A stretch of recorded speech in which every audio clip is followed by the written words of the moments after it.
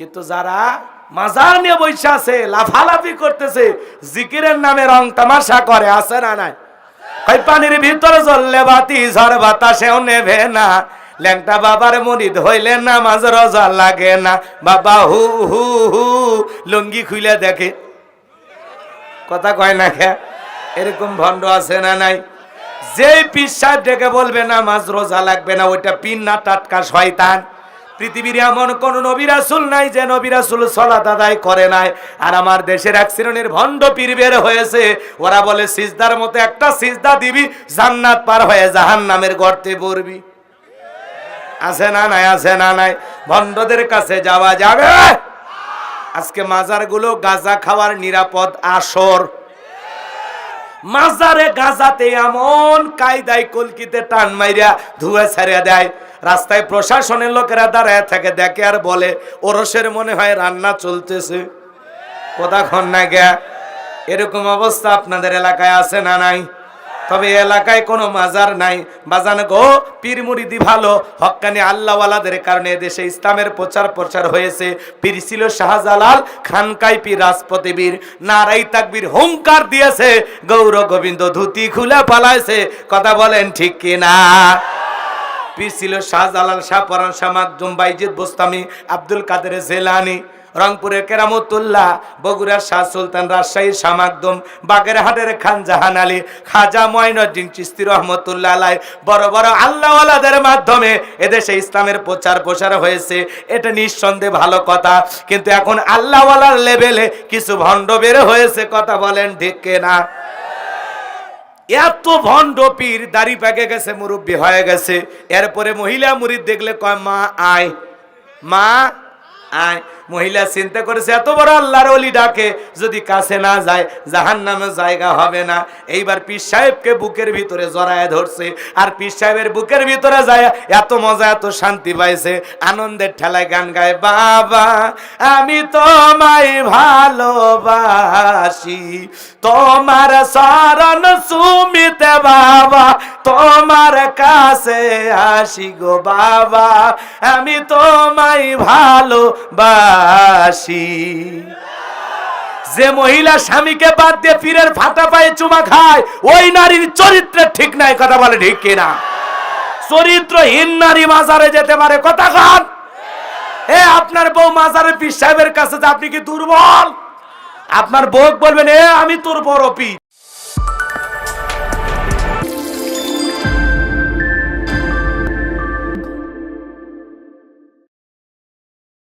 কষ্ট হচ্ছে আপনাদের মনে হয় বাজান গো আমার, আমি লম্বা করব না।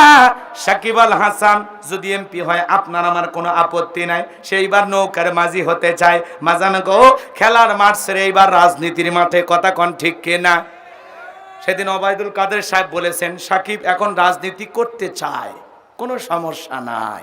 কথা কন ঠিক কিনা? আমার ভাইয়েরা, যে কথা বলতে চাচ্ছিলাম বাজান গো আমার, মার্কা থাকে যে কয়দিন, নেতার আনা গোনা সেই কয়দিন, ভোট নেওয়া শেষ, নেতার এলাকায় থাকে না। কথা কন ঠিক কিনা? এজন্য আমরা চাই সুখে দুঃখে জনগণের পাশে থাকা লাগবে। কথা কন, সব সময় জনগণের পাশে থাকা লাগবে। নির্বাচনের আগে দেখবেন রাস্তার একটা ভিক্ষুক মহিলাকে ধরে বলে, আপনার চেহারার মাঝে আমি আমার মাকে খুঁজে পাই। ওই 500 টাকার নোটটা দিয়ে ফেসবুকে একটা ছবি আপলোড কইরা মানুষ তখন বলে বাপ রে বাপ, মানব দরদি নেতা। আসলে তো নেতা না, পুরোটাই হলো অভিনয়। কথা কন ঠিক কিনা? এরকম করা যাবে না, সত্যি মানব দরদি হওয়া লাগবে। নির্বাচনের আগে ফকির মিসকিন সবাইকে বুকের ভিতরে নেন, আর নির্বাচনে পাশ করার পর আপনার গাড়ির চাকার ধার দিয়েও যাওয়া যায় না। নিজের শরীর তো ময়লা দূরের কথা, কেউ যদি একটু গাড়িতে টাচ করে, ছোট লোকের বাচ্চা আমার গাড়িতে টাচ করলে, জানিস তোরে 14 বার বিক্রি করলে ওই গাড়ির দাম হবে না। এরকম অহংকারী নেতা হলে হবে না। মানব দরদি হওয়া লাগবে, দুঃখী মানুষকে ভালোবাসা লাগবে, মানুষের সুখে দুঃখে চোখের পানি ফিরে কাঁদা লাগবে। কথা বলেন ঠিক কিনা? এজন্য আপনাকে আমাকেও ভালো হতে হবে। যাত্রার পিছনে স্লোগান দিয়ে লাফালাফি করে কোনো লাভ নাই। আমরাও কম খারাপ না। 1.5 টাকার বিড়ি আর 3 টাকার চা খায়া নির্বাচনের আগে কি স্লোগান! বল্টু ভাইয়ের চরিত্র ফুলের মতো পবিত্র, নামাজ পড়ে 1 ওয়াক্ত, গাঁজা খায় 5 ওয়াক্ত, ঘুমসুরিতে পাকা ভক্ত, শয়তানের 1 নাম্বার ভক্ত, হুজুরদের জন্য খুবই শক্ত, সুশা খাই গরিবের রক্ত। কথা কন না কে মাজান গ? যাত্রার পিছনে স্লোগান দিয়ে লাভ নাই। জনগণও দেশের 1 নাম্বার হওয়া লাগবে, দেশের নেতাও 1 নাম্বার হবে। আমার এলাকায় গেছি, আমার এক নানি কইতেছে, হুজুর দোয়া কইরো প্রতি বছর যেন একবার করে নির্বাচন হয়, কারণ কই এক রাতে 4200 টাকা কামায়। কত? আমি বললাম, নানি কেমনে পাইলি এত টাকা? দেখে বলে, ভাই রে ভাই, নির্বাচনের আগের রাত যেটাকে বলা হয় কালো রাত, আমার দরজায় নক করে, নানি বাড়িতে আসো? বলে আসি। কয় আমি অমুক মার্কার লোক, 500 টাকা দিলাম, ভোটটা আমারে দিও। কয় হ্যাঁ বাবা দিব। এইভাবে যত মার্কার লোক বাড়িতে ঢুকেছে, কারো মনে দুঃখ দেই নাই। বয়স হয়ে গেছে ভাই, 2 দিন পর কবরে যাব, কার মনে কষ্ট দেব? কারো মনে দুঃখ দেই নাই। সকালবেলা গইনা দেখি 4200 টাকা। যেই দেশের জনগণ নির্বাচনের আগে রাত্রিতে 500 টাকা 1000 টাকার কাছে বিক্রি হয়ে যায়, এমন জনগণ দিয়া দেশে ইসলাম কায়েম করা যাবে না। এ দেশের জনগণ হাফ কেজি জিলাপির কাছে বিক্রি হয়, 1 প্যাকেট সিগারেটের কাছেও বিক্রি হয়। এরকম আছে না নাই? শোনেন শোনেন, বাস্তব কথা শুনে যান। এক পাগল তেঁতুল গাছের নিচে হাত তুলে দোয়া করে, আল্লাহ রাজশাহীর ফজলি আম দে, রংপুরের হাড়িভাঙ্গা দে, লম্বা লম্বা সাপাহারের আমরুপালি দে। আল্লাহ ডেকে বলে, পাগল রে, চোখ খুলে দেখ কোন গাছের নিচে দোয়া ধরেছিস। তেঁতুল গাছের নিচে আম চাইলে যেমন কিয়ামত পর্যন্ত আম পাওয়া যাবে না, নির্বাচনের আগে নেতার কাছ থেকে 500,000 টাকার বিনিময়ে ভোটটা বিক্রি করে হাত তুলে যদি বলেন, আল্লাহ নেতাকে ওমর ফারুকের মতো আদর্শবান নেতা বানায়া দাও, আল্লাহ দেখে বলে, পাগলা জনগণ, ওমরের দেশে থাকার মতো কি জনগণ হতে পেরেছিস? কথা কয় না? এই উমরের দেশের জনগণ কি ঘুষ খাইতো? তাহলে নেতা যদি 1 নাম্বার বানাইতে চান, আপনাকেও 1 নাম্বার হওয়া লাগবে। তালুকদার বংশের মতো কলিজা যদি বড় থাকে, হাত তুলে ওয়াদা দিতে পারবেন, যতদিন বেঁচে থাকবেন নির্বাচনকে কেন্দ্র করে চা বিড়ি পান সিগারেট এমনকি 10টা টাকাও কোন নেতার কাছে হাত পেতে নেবেন না। সাহস থাকলে হাত তুলে দেখান তো দেখি। লিল্লাহে তাকবীর। বেঁচে থাক বলেন, বেঁচে থাকবো যতদিন, ভোট দেব যতদিন, কোন নেতার কাছ থেকে 1 টাকাও খাবো না মৃত্যুর দিন পর্যন্ত। আল্লাহ আমাদের তৌফিক দান করেন, জোরে বলেন আমিন। নির্বাচনের যে চা পাতিলে রান্না করে, বৃষ্টি হওয়ার পরে খেরে পালার নিচ দিয়ে যে পানি যায়, কথা কয় না, ওই পানি আর নির্বাচনের পাতিলের চায়ের রং সমান। কথা কন ঠিক কিনা? যুবক, ঈমান বিক্রি করা যাবে না। যাকে সৎ যোগ্য মনে হবে, যার নেতৃত্বে বাংলাদেশ এগিয়ে যাবে, এমন মানুষের পাশে থাকার দরকার আছে না নাই? যারা ইসলামের জন্য, এদেশের জনগণের জন্য, এদেশের মুসলমানের জন্য কাজ করতে চায়, আল্লাহ তাদেরকে আমাদের অভিভাবক হিসেবে কবুল করুন, জোরে বলুন আমিন। আল্লাহ আমাদের ভাগ্যে উমরের মতো সৎ নেতা জোটায়া দেন, জোরে কর আমিন। আরো জোরে বলেন আমিন। গাছের গোড়া ঠিক, মাথা ঠিক। জনগণ 1 নাম্বার, নেতাও হবে 1 নাম্বার। জনগণ 2 নাম্বার, নেতা হবে 6 নাম্বার। এই জন্য আপনি আমি পারি সমাজকে পরিবর্তন করতে, দেশকে পাল্টায় দিতে। কথা বলেন ঠিক কি না? ভাইরা আমার, লম্বা হবে, লম্বা করব না, সংক্ষিপ্ত করে বলে দিয়ে যায়। এইবার ওই দেশের মন্ত্রী ছিল, মারা গেল, নির্বাচন শুরু হয়ে গেল। আগে তো জনগণের মন কাইরা নিয়েছে, এইবার সবাই মিলে ফেরাউনকে সমর্থন দিয়ে মিশরের মন্ত্রী বানায়া দিল। বাজান গো, এইবার অল্প সময়ের ব্যবধানে বার্ধক্যজনিত কারণে ওই দেশের বাদশা যিনি ছিল, বাদশা মারা গেল। এইবার ফেরাউন সমস্ত জনগণকে ডেকে বলে, শোনেন, বাদশাহীর সিংহাসনটা খালি, বাদশা ছাড়া তো একটা দেশ চলতে পারে না, আপনারাই বলেন মিশরের বাদশা হবে কে?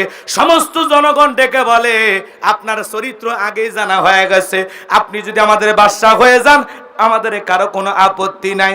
এইবার জনগণের সমর্থন পাইল যখন, নেতারা ডেকে বলে জনগণ যেহেতু সমর্থন দিয়েছে, আমরা সকল নেতারা আপনাকে সমর্থন দিলাম, আপনি হয়ে যাবেন মিশরের বাদশা, আমাদের কারো কোনো আপত্তি নাই। এইবার জনগণের সমর্থন পাইয়া, নেতাদের সমর্থন পাইয়া ওই কাবুজ নামের ফিরাউন হয়ে গেল মিশরের বাদশা। সিংহাসনে বসার পর হামানকে ডেকে বলে, হামান আজ থেকে তুই হবি আমার মন্ত্রী আর আমি হব বাদশা। কথা বোঝেন না? হামানের মাথায় কোনো চুল ছিল না, সাদে মাল নাই, বাম্পার লট, পুরো মাথা ছিল ভারতের দমদম এয়ারপোর্ট টাকওয়ালা হামান।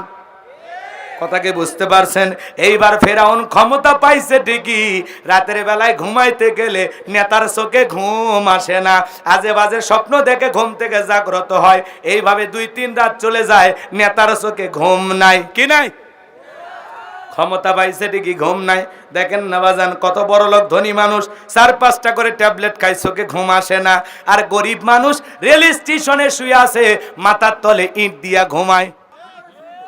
একটা পরিবেশ নষ্ট হয়ে গেলে সে জায়গায় আবার সুন্দর করে গতি তোলা, আলোচনা করা অনেক কঠিন।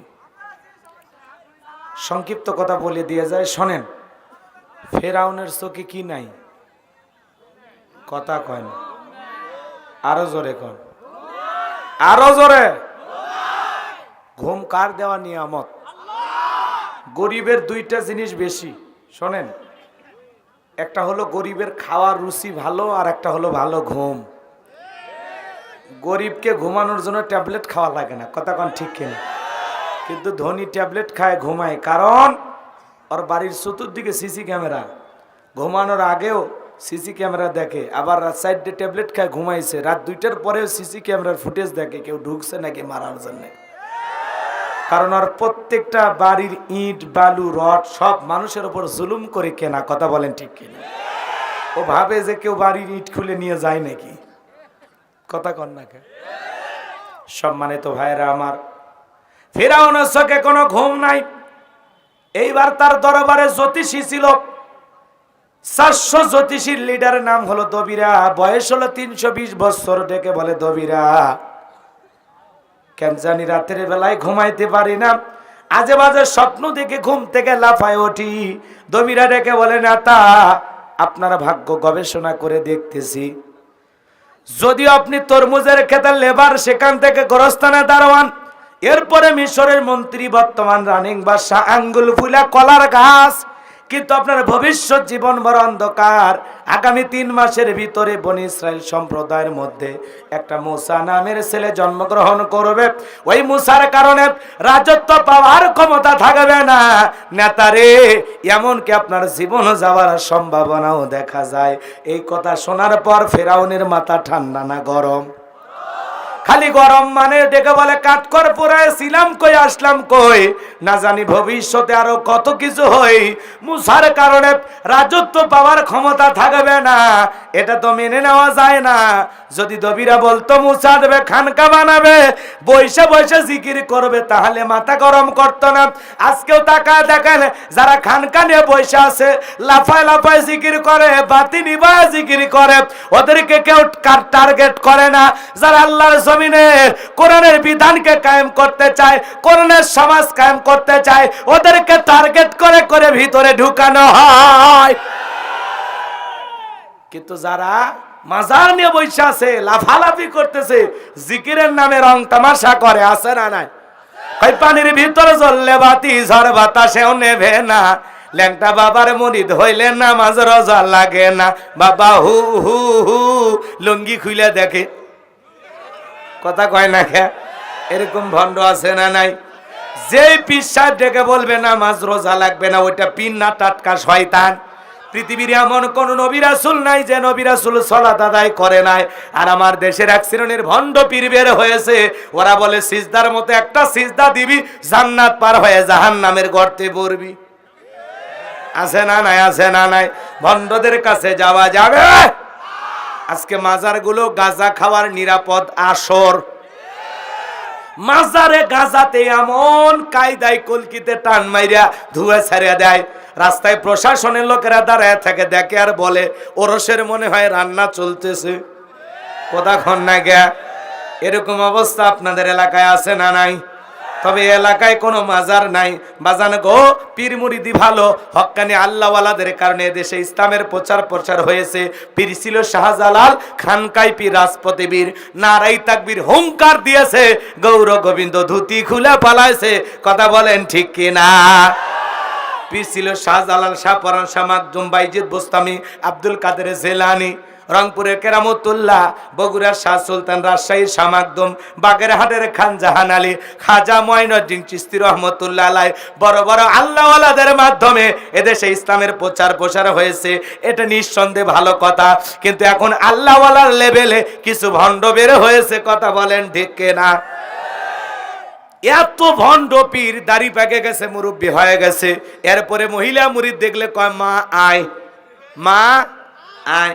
মহিলা চিন্তা করেছে এত বড় আল্লাহর ওলি ডাকে, যদি কাছে না যায় জাহান্নামে জায়গা হবে না। এইবার পীর সাহেবকে বুকের ভিতরে জড়ায় ধরছে, আর পীর সাহেবের বুকের ভিতরে যায় এত মজা, এত শান্তি পাইছে, আনন্দের ঠেলায় গান গায়, বাবা আমি তোমায় ভালোবাসি, তোমার শরণ সুমিতে বাবা, তোমার কাছে আসি গো বাবা, আমি তোমায় ভালোবাসি। যে মহিলা স্বামীকে বাদ দিয়ে পীরের ফাটা পায়ে চুমা খায়, ওই নারীর চরিত্রে ঠিক নাই। কথা বলে ঠিক কিনা? চরিত্রহীন নারী মাজারে যেতে পারে? কথা কন। আপনার বউ মাজারে পীর সাহেবের কাছে, আপনি কি দুর্বল? আপনার বউ বলবেন আমি তোর বড় পীর, পছন্দ হয় না, আমি তোর পীর, বলতে পারবেন না? বউকে আয়েশা, ফাতেমা, খাদিজা, হাজেরা, আসিয়া, মারিয়াম এদের জীবনী কিনে দেবেন, যেগুলো বই পুস্তক পড়, জীবন গড়, এগুলো সব জান্নাতি নারী। কথা কন না কেন?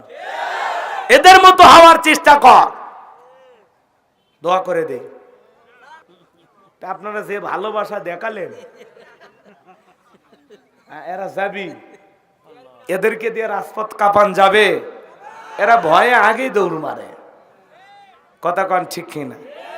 তো যাই হোক, আমি আর কষ্ট দেব না, বেশি কথা বাড়াবো না। মা বোনদেরকে বলতেছি, মা স্বামীকে ভালোবাসবেন। কথা বলেন ঠিক কিনা? এই যে গাজীপুর জোলাই দেখেন, দুনিয়াতে কত স্ত্রী আছে গো, স্বামীকে সহ্য করে না, স্বামীকে টুকরো টুকরো করে হত্যা করে।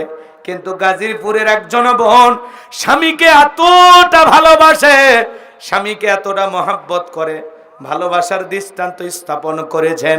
স্বামীকে ভালোবেসে নিজের একটা কিডনি স্বামীকে দিয়ে দিয়েছেন। বলেন আল্লাহু আকবার। আমার এই বোন স্বামীকে এত ভালোবাসেন, গাজীপুরের এই দাম্পত্য তাদের জীবনের ভালোবাসা এত মহব্বত, এত ভালোবাসা গভীর। স্বামী অসুস্থ হয়ে গেছে, স্বামীর কিডনির সমস্যা, স্বামী মারা যাবে। ডাক্তার বলতেছে স্বামীর কিডনি যদি পরিবর্তন না করা হয় আপনার স্বামী বাঁচবে না। স্ত্রী পরীক্ষা নিরীক্ষা করে দেখে স্বামীর কিডনির সাথে ম্যাচ করেছে। তখন দেখে বলে, ডাক্তার ভাই আমি আমার স্বামীকে নিজের জীবনের চাইতে বেশি ভালোবাসি, আমি চাই আমার কিডনি আমার স্বামীকে দিয়ে দেব, এরপরেও যেন আমার ভালোবাসার মানুষটা জীবিত থাকে। আরে স্ত্রী তখন স্বামীর জন্য কিডনি দিয়ে দিল। আল্লাহর বান্দা, স্বামী স্ত্রী অপারেশন করা হয়ে গেল। আল্লাহর রহমতে এখন স্ত্রী সুস্থ আছে, স্বামী সুস্থ আছে। চিৎকার মেরে বলেন সুবহানাল্লাহ। এরাই বলে ভালোবাসা, এরাই বলে দায়িত্ব, এরাই বলে সহধর্মিনী, এরাই বলে অর্ধাঙ্গিনী। কথা বলে ঠিক কিনা? এরকম বউ ঘরে ঘরে দরকার, যে বউ স্বামীকে ভালোবেসে নিজের কিডনি দিয়ে দিতে পারে। এমন কে বউ এখন পাওয়া যায়? স্বামীকে এদিক সেদিক হয়ে গেলে টুকরো টুকরো করে হত্যা করে। এক মহিলা দেখলেন না, এই গাজীপুরে এক নারী স্বামীকে ভালোবেসে কিডনি দেয়। এই গাজীপুরে গত 2 বছর আগে এক মহিলা স্বামীকে মেরে 6 টুকরে করে ফ্রিজে ঢুকেছিল। ভালোবাসা, কথা কয় না কে? রহিমাও আছে, কটকটিও আছে। কথা কন ঠিক কিনা? ভালো নারীও আছে, আদর্শের নারীও আছে, যারা স্বামীকে নিজের জীবনের চাইতে বেশি ভালোবাসে। কথা বলেন ঠিক কিনা? ওই পুরুষ ভাগ্যবান যে পুরুষ তার স্ত্রী তাকে নিজের জীবনের চাইতে বেশি ভালোবাসে। কারণ স্ত্রীর ভালোবাসা একটা স্বামীর জীবনে সবচাইতে বেশি শান্তির জায়গা। কথা বলেন ঠিক কিনা? কারো স্ত্রী যদি খালি টক বকে আগুনের মতো খালি বকাঝকা করে, উল্টা পাল্টা কথা বলে, স্বামীর ওপর মানসিক টর্চারিং করে, একটু 19-20 হয়ে গেলে চুনের থেকে পান খসলে যা খুশি তাই বলে গালি গালাজ করে, এমন বউ যারা পাইছে ওরা দুনিয়াতে জাহান্নামে আসে। কথা কন ঠিক কি না আমার ভাইয়েরা?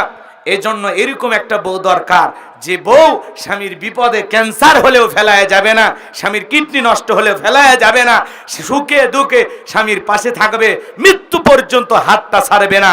এরকম ভালোবাসার মতো স্ত্রী দরকার আছে না নাই?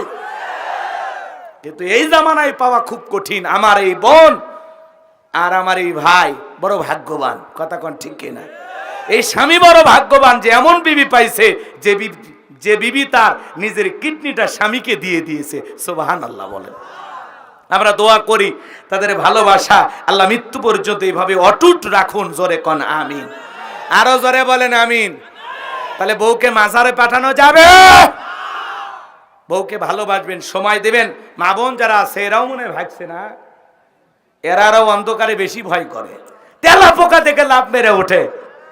কথা কয় না খে? মেয়ে মানুষ আছে না নাই? তেলা পোকা দেখলে লাভ মেরে ওঠে। কথা কয় না?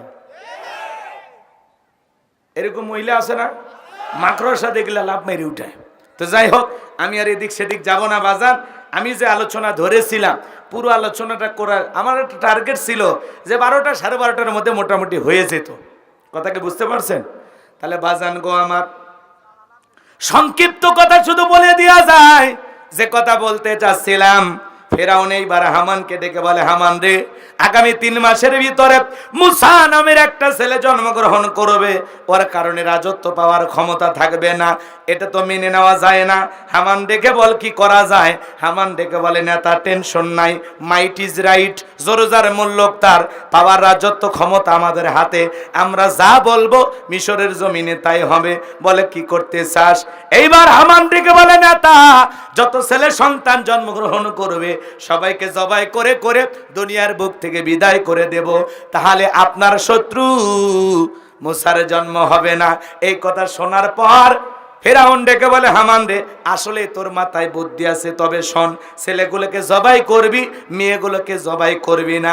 কারণ ছেলেদের মধ্যে আমার শত্রু আছে, মেয়েদের মধ্যে কোনো শত্রু নাই। তার মানে চোর হলেও মানুষ ভালো, মোবাইল নিয়ে গেল, সিম কার্ড খুলে দিয়ে গেল। কথা বলেন ঠিক কিনা? এইবার ছেলে সন্তান হইলেই ধরে জবাই করে, ছেলে সন্তান হইলেই ধরলে জবাই করে, ছেলে সন্তান হইছে খবর পাইলে ধরে কি করে? জবাই করে। মুসা মাত্র কয়জন? আরো আসতে কর, এই আরো আসতে ভাই, ভয় করে। কেমনে হয়?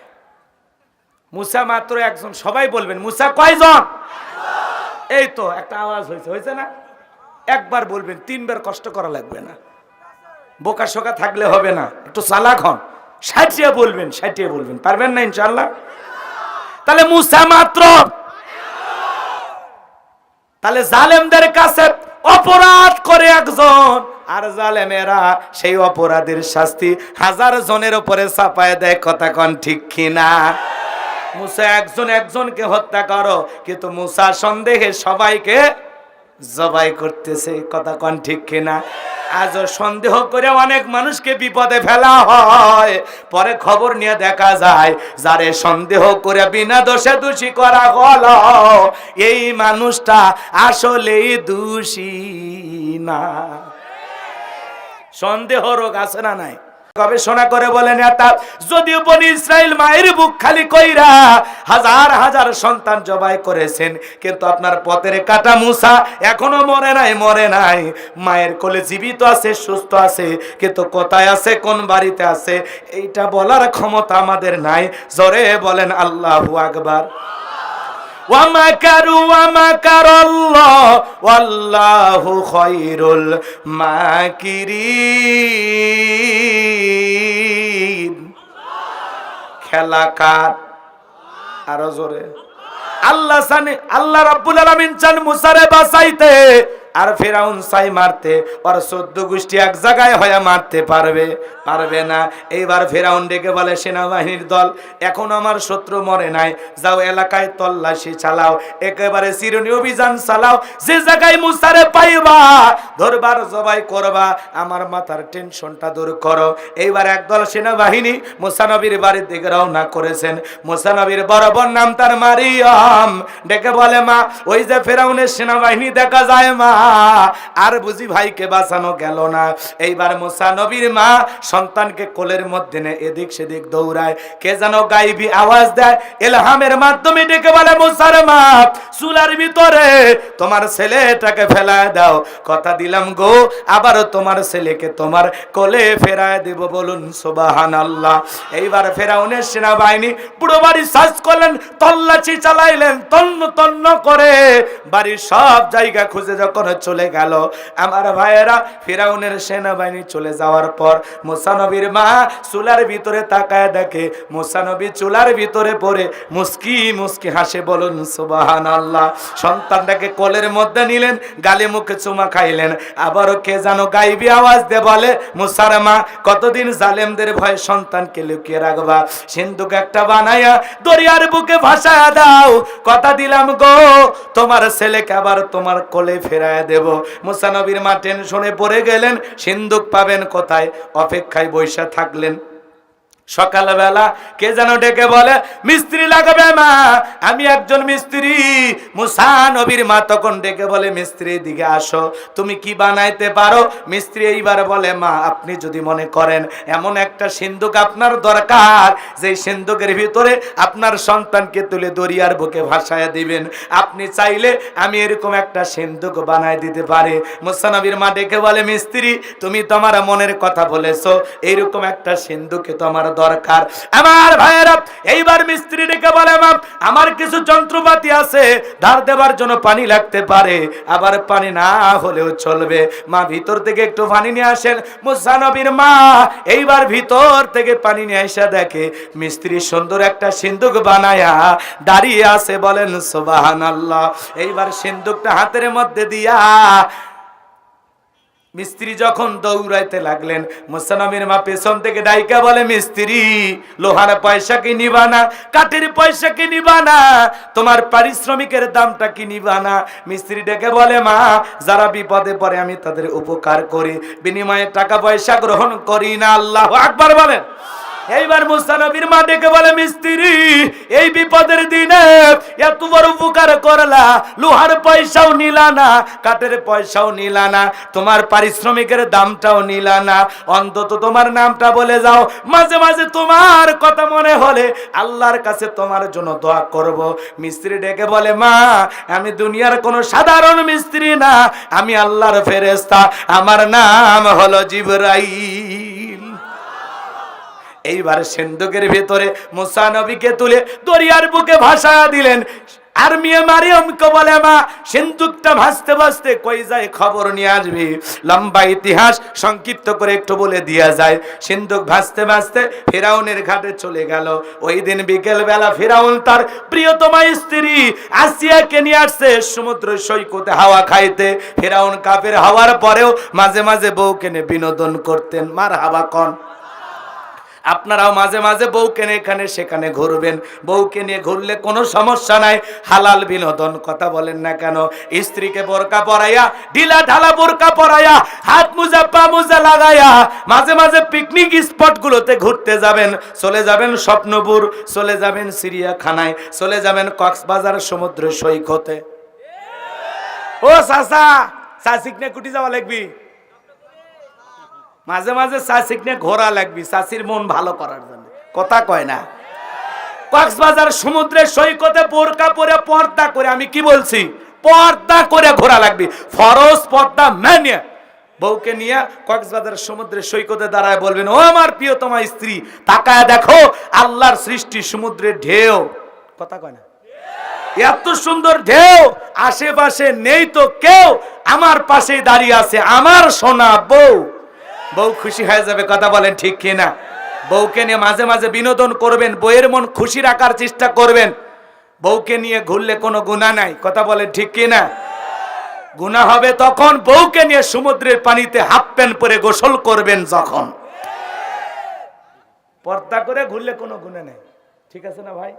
জি, আল্লাহর ফরজ পর্দা মেনে, আল্লাহর দেয়া বিধান ফরজ পর্দা মেনে আপনি আপনার স্ত্রীকে নিয়ে এই পিকনিক স্পটগুলো, ভালো জায়গা, কথা কয় না কেন, সিনেমা হলে নিয়ে যাওয়া যাবে? হারাম। কথাকে বোঝা গেল? যেখানে বাজে কাজ হয় সে কোনো জায়গায় যাওয়া যাবে? ভালো জায়গায়, যেখানে ভদ্র লোকেরা যায়, রুচিশীল জায়গায় যাওয়া লাগবে। কথা বোঝেন না? যাওয়ার মধ্যে কম বেশি আছে। যেখানে বেয়াদবেরা যায়, বখাটেরা যায়, বান্দরের বাচ্চারা যায়, বোঝেন নাই? বোঝেন না? ওগুলো জায়গাতে যাওয়া যাবে না। আবার স্ত্রীকে নিয়ে যায় যে হোটেলে ওপেনে খাওয়া দাওয়া করবেন, আমোদ প্রমোদ করবেন, এগুলো করা যাবে না। যেখানে পর্দা আছে, হয়তো স্বামী স্ত্রী এমন এক রুমের ভিতরে খাইতেছেন, কেউ নাই, কোনো সমস্যা নাই, আপনি যেতে পারবেন। কথা বলেন ঠিক কিনা? আমার ভাইয়েরা, লম্বা ইতিহাস লম্বা করব না। মা বোন যারা আছেন, মা শুনে যান, মা আপনাদের উদ্দেশ্যেও বলে যেতে চাই, স্বামীর সাথে ভালো আচরণ করবেন। স্বামী মনে কষ্ট পায় এমন কথা স্বামীকে বলবেন না। কথা কয় না? একটু 19-20 হয়ে গেলে বলে তোমার সাথে বিয়ে হয়ে জীবনটা শেষ, কি দিছো জীবনে, কি পাইছি তোমার সংসার কইরা, জীবনটা আমার তেনা তেনা হয়ে গেছে, মাটি হয়ে গেছে। কোথায় এরকম মহিলা মা বোন আছে না নাই? কিছুই পাই নাই, তুমি জীবনে কি দিয়েছো? এত দিছেন, হিসাব করে দেখলে 12 ভরি সোনা হবি, কমপক্ষে 550 পিস 3 পিস শাড়ি তোলা আছে, তারপরে বলে কিচ্ছু পাইনি। তার মানে মহিলারা এরকমই। এদেরকে আপনি 30-40 বছর দিবেন, খালি 1 বছর যদি বলেন বউ এইবার ব্যবসা বাণিজ্য খারাপ, দিতে পারলাম না, মন খারাপ করিস না, কোন দিন দিয়েছো, শেষ। আমার ছোট বোনের বিয়ে হয়েছে, স্বামী কত ভালোবাসে, আমার বোন যা চাই তাই দেয়, আর তুমি প্রত্যেক বছর কোনো না কোনো অজুহাতে আমাকে ঈদের মার্কেট করতে দাও না। এরকম বউ আছে না নাই? নওগাঁয় নাই, নওগাঁর মহিলারা ভালো, আলহামদুলিল্লাহ। আমার ভাইয়েরা, এইবার সিন্দুক বাজতে বাজতে ফেরাউনের ঘাটে চলে আসছে। সেনাবাহিনী সিন্দুক তুইলা নেতার সামনে হাজিরি করছে। ফেরাউন ডেকে বলে, সিন্দুকটা খোলো তো দেখি। এইবার সিন্দুকটা যখন খোলা হলো, সবাই তাকায় দেখে আকাশের পূর্ণিমার চাঁদ সিন্দুকের ভিতরে ধরা দিয়েছে। বলেন আল্লাহু আকবার। আজান গো আমার। এইবার ফিরাউন ডেকে বলে, তরবারি আন জবাই করি। আসিয়া বলে, থামো, খালি মারা শিখছো, এতগুলো যে মারলা তাও কি শান্তি পাইলা না? স্বামী গো, এই ছেলেটাকে মারার আগে তোমার কাছে একটা প্রশ্ন করি, এই যে সিন্দুকের কাঠ, তাকায় দেখো তো এমন কাঠ কি তোমার দেশে পাওয়া যায়? ফিরাউন নাইরা সাইরা ডেকে বলে, বিবি রে, এমন কাঠ তোমার বাপ দাদা 14 গোষ্ঠীও কেউ কোনোদিন দেখে নাই। আসিয়া বলে, স্বামী গো, এটা ভিনদেশী কারো সন্তান, আস্তে আস্তে আমাদের দেশে আসছে, এই ছেলেটাকে আমি মারতে দেব না, এই সন্তানটাকে আমাদের পালক পুত্র হিসেবে লালন পালন করতে চাই। ফিরাউন তখন চিন্তায় পড়ে গেল, বিবি কোনোদিনই কোনো কিছু চায় নাই, আজকে যেহেতু বায়না করেছে, ঠিক আছে যা, এতগুলো মারলাম, মুসা খুঁজে পাইলাম না, একটা ছেলেকেই বউ পালতে চায়, পালক পুত্র হিসেবে যা তোরে দিয়ে দিলাম। অনেক কঠিন স্বামীও বউয়ের কাছে দুর্বল হয়ে যায়। কথা বলেন ঠিক কিনা? ফিরাউনের যারে খুঁজতেছ মারার জন্য, আল্লাহ তারই দিল লালন পালন করার জন্য। কথায় আছে, যেখানে বাঘের ভয় সেখানে রাত হয়। কথা বলেন ঠিক কিনা? এইবার আসিয়া বলে, ছেলে দিলে হবে না, রাজ্যের মধ্যে ঢোল পিটা খবর পৌঁছায় দাও, ফেরাউনের ছেলে সন্তান যে দুধ পান করাবে মাসে মাসে তার বেতন দেওয়া হবে। বাজান গো, এইবার হাজার হাজার মহিলা লাইন দিয়েছে, পয়গাম্বরকে কোলে নিয়া, মুসা নবীকে কোলের মধ্যে নিয়া স্তন খুলে মুখ লাগায় দেয়। নবী মুসা কোনো মহিলার স্তনে দুধ পান করে না। চিৎকার মেরে বলেন সুবহানাল্লাহ। সমস্ত নারীরা ব্যর্থ হয়ে চলে গেল। ওই যে নবী মুসার বড় বোন নাম হলো মারিয়ম, ডেকে বলে, রানী আসিয়া, এমন একটা মহিলার খবর আমার কাছে আছে যে কোনো সন্তান তার দুধ পান করতে পারে, তাই নাকি? বলে, হ্যাঁ, কই? এইবার 2জন লোক পাঠায়া দেওয়া হলো। মুসা নবীর মাকে ফিরাউনের দরবারে নিয়ে আসা হলো। মুসা নবীর মা ফিরাউনের দরবারে আসার পর মুসা নবীকে কোলের মধ্যে নিয়া স্তন খুলে যখন মুখ লাগায়া দিয়েছে, নবী মুসা আলাইহিস সালাম মায়ের স্তনে দুধ খাওয়া শুরু করেছে। বলুন সুবহানাল্লাহ। এইবার আসিয়া দেখে বলে, আপনার বেতন ডাবল, থাকার কোয়ার্টারে ফ্রি। মুসা আলাইহিস সালামের মা ডেকে বলে, ও রানী আসিয়া, সন্তানকে যদি দুধ পান করাতে চান আপনার বাড়িতে নয়, সন্তান থাকবে আমার বাড়িতে। রানী আসিয়া বলে, আমি তাতেও রাজি আছি। লম্বা ইতিহাস লম্বা করা যাবে না, সংক্ষিপ্ত কথা 2-1 মিনিটে বলে দিয়ে যায়। মাজান গো আমার, মুসা নবীর মা পৃথিবীর প্রথম মা, যে মা তার আপন সন্তানকে দুধ পান করানোর বিনিময়ে মাসে মাসে বেতন পাইছিল। বলেন সুবহানাল্লাহ। এইবার মুসা নবীকে দুধ পান করানো শেষ হয়ে গেল, চলাফেরার বয়সে উপনীত হয়েছে। আসিয়া একদিন ফিরাউনের কোলে দিয়া বলে, নাও সন্তান একটু কোলে নাও, মানুষ দেখলে মনে করবে ছেলে তোমার না। দেখবেন মা বোনেরা যখন রাগান্বিত হয়, মাথা গরম হয়ে যায়, তখন সন্তান কোলে নিয়ে এসে বাপের কোলে দেয়। সামলাও তো, ধরো তো, একটা ক্যাসেট হয়েছে প্যাপো ভ্যাপো, ভাল লাগে না। বাপু যেমন খারাপ হয়েছে একটা তেমন খারাপ, সব রাগ স্বামীর উপর ঝাড়ে, আছে না নাই? সন্তান ভালো হলে তখন বলে মা যে ভালো, আর সন্তান খারাপ হলে বাপের মতো খারাপ, বাপের কোনো কিছু বাদ দেয়নি, বাপ একটা ছেলে একটা কথা কয় না, কথা কয় না। হ্যাঁ, খারাপ হলে বাপের মতো হয়েছে, আর ভালো হলে মা ভালো, মা ভালো, মায়ের সব গুণ পাইছে, আর খারাপ হলে বাপের সব দোষ পাইছে। কথা কোন ঠিক কি না?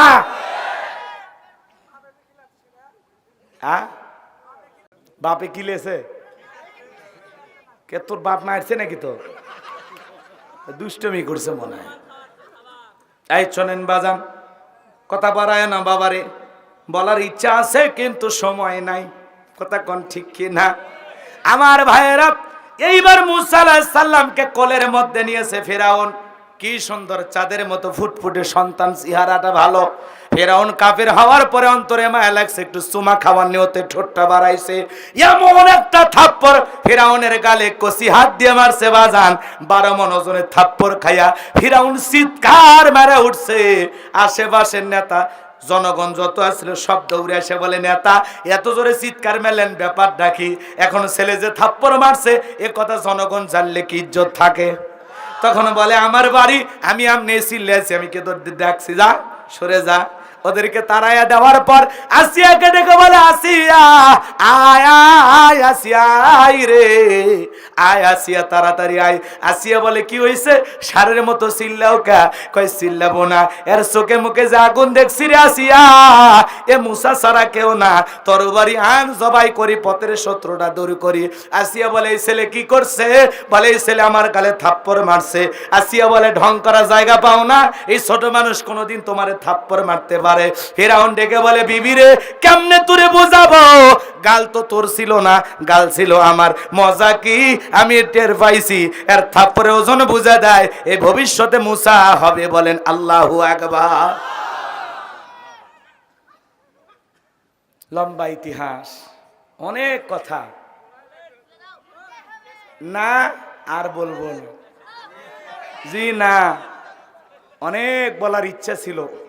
বুক ভরা আশা নিয়ে মাইক ধরছিলাম যে সব কথা প্রাণ ভরে বলবো।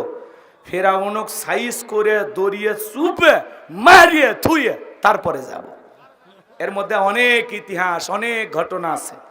পুরো আলোচনা বলতে গেলে কমপক্ষে 130-40টা আয়াত তিলাওয়াত করা লাগবে। এত সময় আপনাদের হাতে আছে? আপনারা ব্যস্ত মানুষ।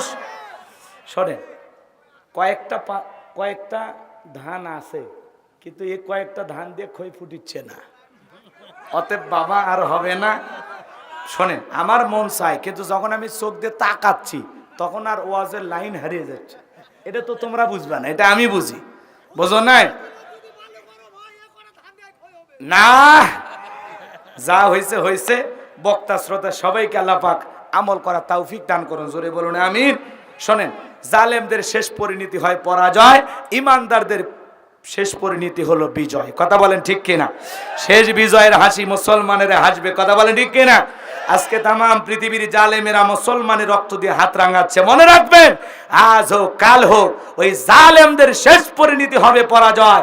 ইমানদার, দুর্বল, অসহায়, নির্যাতন সহ্য করা মুসলমানেরা বিজয় লাভ করবে। কথা বলেন ঠিক কিনা?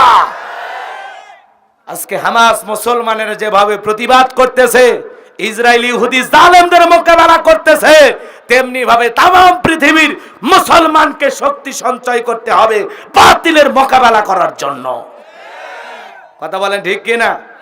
আল্লাহ পাক আমাদের সবাইকে, বক্তা শ্রোতা সবাইকে দ্বীনের জন্য, ইসলামের জন্য এই জীবনটা বিলানোর তৌফিক দান করুন। জোরে বলুন আমিন। এই যে এখানে একটা অন্ধ হাফেজ সাহেব আসছে, লোকজন কিন্তু নাই, 50-60 জন লোক আছে। এ ভাই মাইকটা চালু করেন। ইনি যে কোন দিক দিয়ে যে আসছে আল্লাহ ভালো জানে। ওই যে মাইক। আল্লাহুম্মা আমিন। রব্বানা যালামনা আনফুসানা ওয়া ইল্লাম তাগফির লানা ওয়া তারহামনা লানাকুনান্না মিনাল খাসিরিন। একতা যুব সংঘ ইসলামিক ফাউন্ডেশনের উদ্যোগে আজকের দ্বিতীয় বার্ষিক তাফসীরুল কোরআন মাহফিলের সভাপতিকে সঙ্গে নিয়ে বিশিষ্ট আলেমে দ্বীন জনাব হযরত মাওলানা মোজাম্মেল হক সাহেবকে সঙ্গে নিয়ে আজকের মাহফিলের সভাপতি সম্মানিত চেয়ারম্যান জনাব মোহাম্মদ মাহমুদান নবী রিপন ভাইকে সঙ্গে নিয়ে প্রধান অতিথি জনাব মোহাম্মদ গোলাম মোস্তফা মণ্ডলকে সঙ্গে নিয়ে বিশেষ অতিথি যাদের নাম আছে আল্লাহ কবুল করে নেন, আলোচনা করেছেন বিশেষ বক্তা যারা আল্লাহ তাদের আলোচনা কবুল আর মঞ্জুর করে নেন। রব্বুল আলামিন দূর দূরান্ত কষ্ট করে যারা কোরআন শোনার জন্য ছুটে এসেছে সবাইকে নিরাপদে বাড়ি পর্যন্ত পৌঁছার তৌফিক দান করুন। সবাইকে আপনার রহমতের চাদরে আবৃত করুন। মা বোনেরা কষ্ট করে যারা আলোচনা শুনেছে আল্লাহ হায়াত বাড়ায় দেন, জিন্দেগির গুনাহগুলো মাফ করে দেন, পর্দা করার তৌফিক দিয়ে দেন, স্বামীর খেদমত করার তৌফিক দিয়ে দেন, 5 ওয়াক্ত নামাজি বানায় দেন। রব্বুল আলামিন আমার কলিজার টুকরা যুবক ভাইয়েরা বুক ভরা আশা নিয়ে আয়োজন করেছিল গো আল্লাহ, বিদ্যুতের কারণে এলোমেলো হয়ে গেছে। মাহফিলে অনেক মানুষ এসেছিল, অন্ধকারের সুযোগ পেয়ে তারা চলে গেছে। রব্বুল আলামিন আমি গুনাহগার, বুক ভরা আশা নিয়ে বসেছিলাম, হয়তোবা আলোর ব্যবস্থা হলে আরো কিছু কথা বলবো, কিন্তু যেহেতু এলোমেলো হয়ে গেছে আল্লাহ যেটুকু হয়েছে বক্তা শ্রোতা সবাইকে এ কথাগুলো বুঝে আমল করার তৌফিক দিয়া দাও। আমার যুবক ভাইদেরকে প্রতি বছর বড় বড় আলেমদেরকে নিয়ে আইসা এ মাঠে কোরআনের তাফসীর করার তৌফিক দিয়া দাও। রব্বুল আলামিন আগামী বছর বড় কোনো আলেম নিয়ে আইসা এ মাঠে কোরআনের তাফসীর করার তৌফিক দিয়া দাও। রব্বুল আলামিন এই মাহফিলের জন্য নগদে বাকিতে যত মানুষ টাকা পয়সা দান করেছে আল্লাহ সকলের দানগুলো কবুল আর মঞ্জুর করে নাও। এ দানের উসিলা করে কোটি কোটি টাকার মালিক বানায় দাও, দুনিয়া আখিরাতে ইজ্জত সম্মান বাড়ায় দাও। আমি গুনাহগার দোয়া করি আল্লাহ কঠিন কিয়ামতের ময়দানে যেদিন মা তার সন্তানের কথা ভুলে যাবে, বাবা সন্তানের পরিচয় দেবে না, ভাই ভাইয়ের পরিচয় দেবে না, স্ত্রী স্বামীর পরিচয় দেবে না, যেদিন সূর্য সহাত মাথার উপরে চলে আসবে জমিন হবে তামার জমিন, সেদিন আল্লাহ তাআলা কঠিন মুসিবতের দিনে আমাদের সবাইকে তোমার আরশের নিচে ছায়া দান করিও আল্লাহ। আজকের দান কবুল করে নিও। আমার যুবকেরা অনেক কষ্ট করে আয়োজন করেছে আল্লাহ, যুবক ভাইদের ঈমান খালিদ বিন ওলীদের মতো বানায় দেন, আমির হামজার মতো কবুল করে নেন। প্রত্যেক বছরে যেন ভালোভাবে জান্নাতের বাগান সাজাইতে পারেন আল্লাহ কবুল করে নেন। যে যুবকেরা বগুড়াতে গিয়ে কষ্ট করে আমি গুনাহগারকে দাওয়াত দিয়ে এসেছেন আল্লাহ যুবকদের হায়াত বাড়ায় দেন, জিন্দেগির গুনাহগুলো মাফ করে দেন। যারা কষ্ট করে মা বোনেরা যুবকেরা বৃদ্ধ বাবা যারা আলেম ওলামারা কষ্ট করে কোরআন শোনার জন্য ছুটে এসেছেন সবাইকে নিরাপদে বাড়ি পর্যন্ত পৌঁছার তৌফিক দান করুন।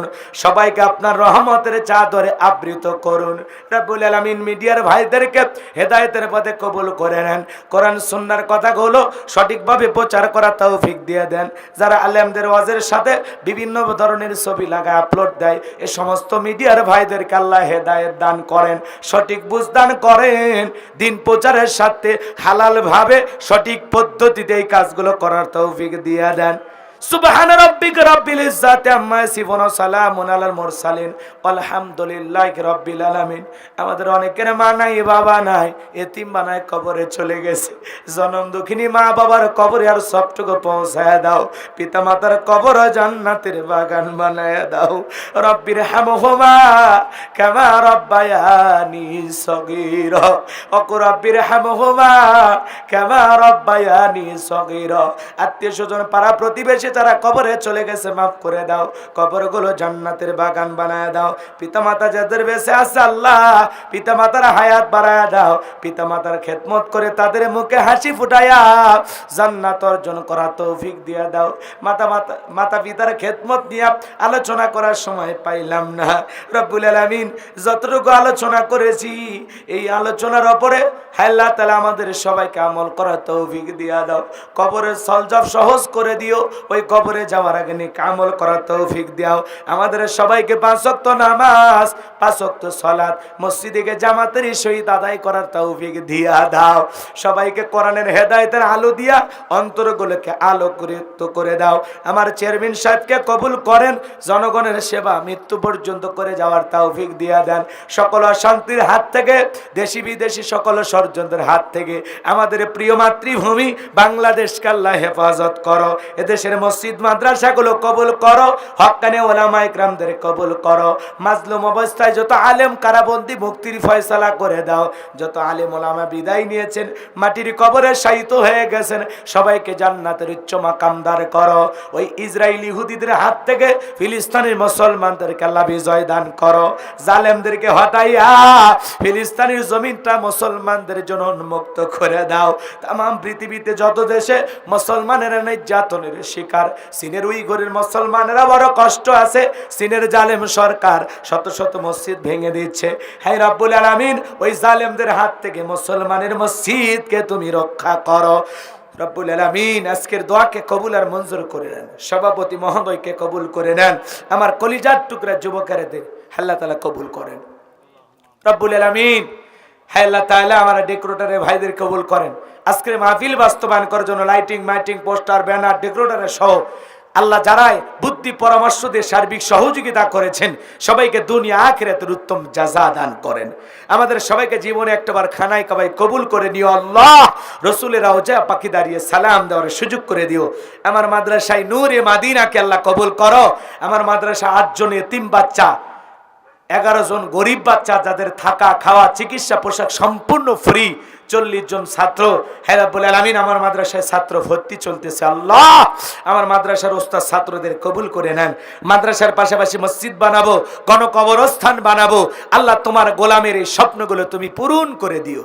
আমার কলিজার টুকরা ছেলেকে দ্বীনের জন্য কবুল করে নাও।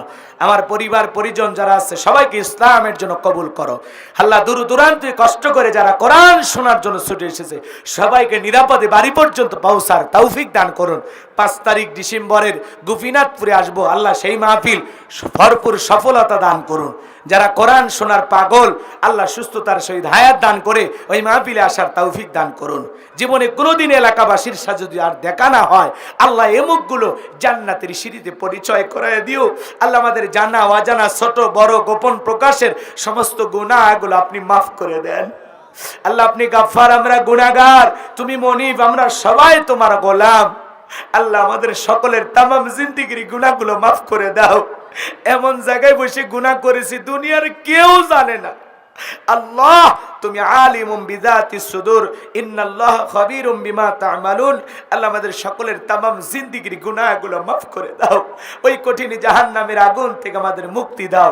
রব্বানা আসরিফ আন্না আযাবা জাহান্নাম ইন্না আযাবাহা কানা গরামা। রব্বানা আতিনা ফিদ দুনিয়া হাসানাতাও ওয়া ফিল আখিরাতি হাসানাতাও ওয়া কিনা আযাবান নার। আল্লাহুম্মা আজরিনি মিনান নার, আল্লাহুম্মা আজরিনি মিনান নার। রব্বুল আলামিন কার কখন মৃত্যু আসবে আমরা কেউ জানি না। আমার সাদিক ভাই, হারুন ভাই, আব্দুর রহিম ভাইকে আল্লাহ কবুল করো। মৃত্যু যখন আসবে দয়ার নবীর চাঁদ মুখখানা দেখতে দেখতে আমাদের জবানে জারি করে দিও লা ইলাহা ইল্লাল্লাহু মুহাম্মাদুর রাসূলুল্লাহ সাল্লাল্লাহু আলাইহি ওয়াসাল্লাম।